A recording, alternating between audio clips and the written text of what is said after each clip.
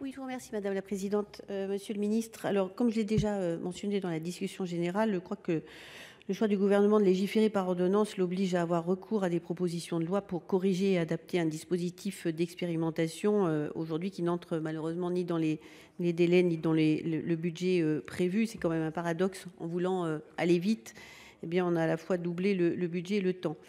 Bon, le rapport d'évaluation présenté au terme de l'expérimentation qui avait été prévu par l'article 12 de l'ordonnance de 2019 s'est malheureusement révélé trop tardif pour corriger le tir. Alors cet amendement vise tout simplement à ce que le mécanisme de point d'étape annuel présenté devant l'Assemblée des Français de l'étranger, très justement proposé par vous, monsieur le rapporteur, soit également transmis au Parlement afin que la commission des lois puisse anticiper de nouveaux aléas, voire de nouveaux retards qui pourraient survenir.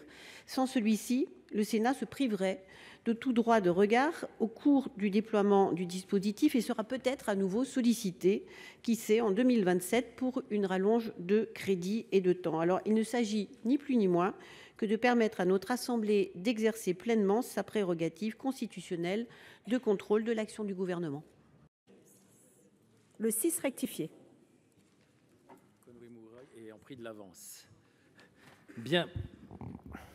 Cet amendement, oui, résulte d'une petite peut-être incompréhension entre l'auteur, Madame Conway-Mouret, et le texte adopté par la Commission la semaine dernière.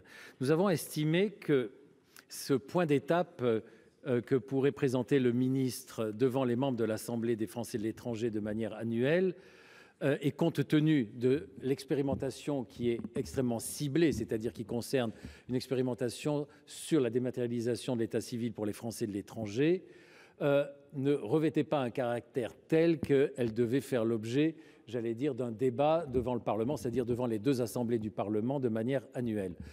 En l'occurrence, c'est pour ça que je considérais que l'amendement, et je considère toujours que l'amendement de Madame Conway était un peu excessif, c'est-à-dire dans sa demande, et que je lui demande toujours de le retirer. En tout cas, ce sera un avis défavorable.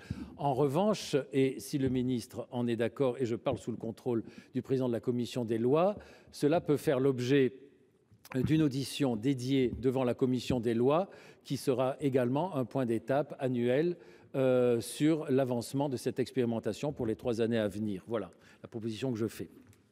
Merci, monsieur le rapporteur. Monsieur le ministre, quelle est votre position sur l'amendement de Madame Conway? Oui, merci Madame la Présidente. Écoutez, même avis que Monsieur le rapporteur, et je prends la balle au bon, si je puis dire. Je saisis la balle au bon, et bien sûr, je suis à la disposition de la Commission, Monsieur le Président, pour chaque année faire un point sur ce point très précis, Madame la Ministre Conway-Mouret, en vous appelant donc à retirer cet amendement.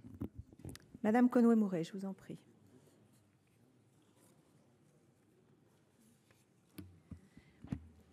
Merci Madame la Présidente, Monsieur le rapporteur, Monsieur le Ministre. Écoutez, vous tendez la main et je suis prête bien évidemment à vous la serrer. En fait, l'ambition que j'avais, ce n'était pas qu'il y ait un débat au Parlement chaque année comme cela a été proposé à l'Assemblée des Français de l'étranger, mais que le Parlement soit informé et bénéficie finalement de ce rapport d'étape annuel sans attendre les 3 ans pour pouvoir anticiper, pour pouvoir peut-être aussi voilà, préparer je vais y arriver.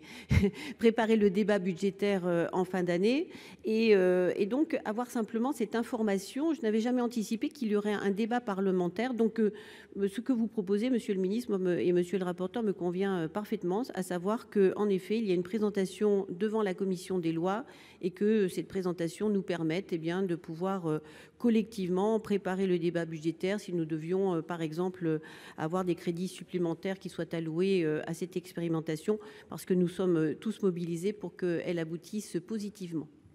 Bien, donc vous le retirez.